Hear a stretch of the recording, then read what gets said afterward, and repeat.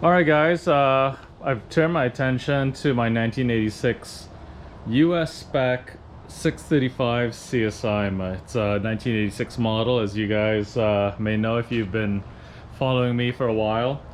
I've got an interesting story in this car coming up, but before I jump ahead, I wanted to show you some of the things that I've been working on the last couple of weeks on it. As you can see, it's on jack stands, and what I've done is I've actually ripped out or removed all the old suspension and getting ready to lower the car on all brand new suspension. Let me show you what that looks like. It's really nice stuff, actually. So here we are, in front of you. You can see it's got brand new Bilstein B6s. And the red springs are from Bavarian Auto when they were still around. I bought a lot of stuff from them over the years. And I think I bought one of the last sets of lowering springs from them before they closed their front doors. So these are the red are, of course, the lowering springs. And I think the car will sit probably 2.5 inches lower with these springs, so I'm excited to see what it does look like once it's all installed. When I put this all together, I put all brand new strut bearings, strut tops, and then all brand new rubber insulators for the springs.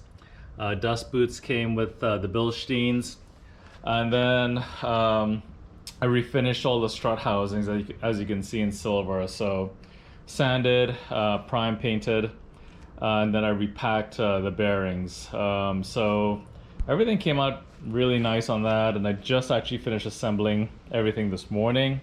So it's ready to go in the car.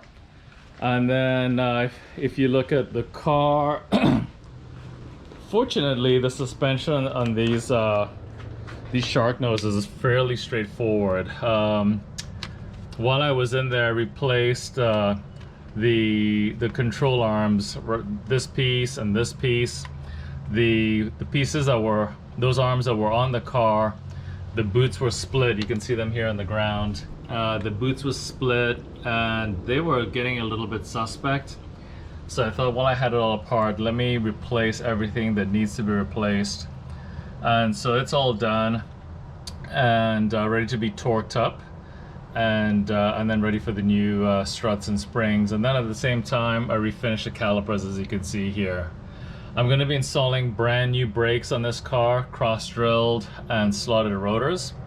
So that's going to look really sharp once it's all together, and should make a difference also in the way the car performs and stops. So front suspension on these cars are very straightforward. I will say that removing these guys here is actually not too bad. These are a tapered fit into this lower mount, and you can use a pickle fork, or the best thing to do is just use a ball joint tool that has the fork that goes on either side down here, and then use an impact on the top, and it'll force it out. And having an impact goes a long way in actually working on these cars. So hopefully you guys have an impact. So that's the front.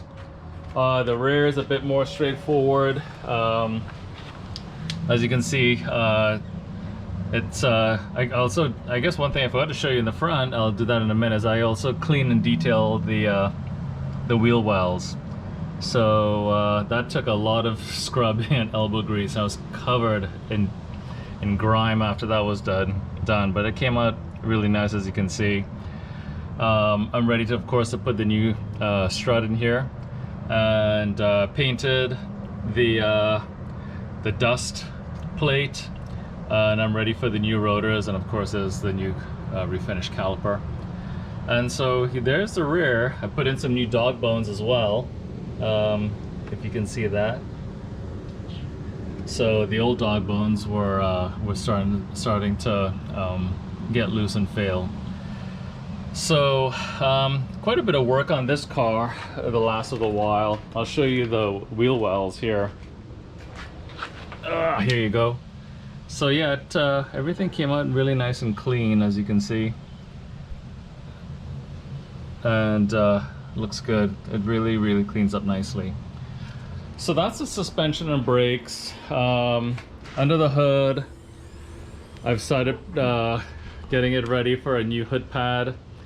The old hood pad was quite a challenge to remove all the old pad that was crumbling, and the old adhesive, whatever BMW used, was pretty fantastic, and it took weeks of soaking it in Zep and liquid wrench, and eventually it started coming loose. But boy, it took a long time, and I was careful not to scratch the paint because the paint under here is really nice, and I didn't want to scratch it, of course, by using a scrape or anything like that. So this centerpiece will go on here once I get the car back on the wheels, and it's a bit better, more maneuverable height. But I got the end triangles in, and it looks good with those. So that was done. The other thing I did too was I put in a clutch slave cylinder, as it was starting to go out on me, and it was starting to leak. So a new clutch slave cylinder recently went in the car as well. I did that first before diving into the suspension and brakes. So anyway, so that's what the car looks like, and I wanted to show you some of the work there. Fairly straightforward. If you've worked on any of these 80s type cars, all the suspension geometry and the pieces that go together are fairly similar from this era, so very serviceable and quite simple to maintain and do the stuff at home. Parts are relatively inexpensive and readily available, so it's great news for us guys at home that maintain these cars at home. So anyway, so that's really it on the BMW, and I'll do a follow-up video showing you what it looks like once it's back and settled on the new suspension, and I've got a couple miles in it, and then I'll probably take it in to get aligned, and then I'm going to actually have the car painted, not in its entirety, but a good portion of it will be painted and blended, just to address some areas where it's got some sun damage, I guess, or deterioration on the top by the sunroof, and a few other areas. And then I'm gonna refit all the bumpers and everything, but more to come on that later. But here's a quick update, and hope everybody's doing well. Take care. Bye.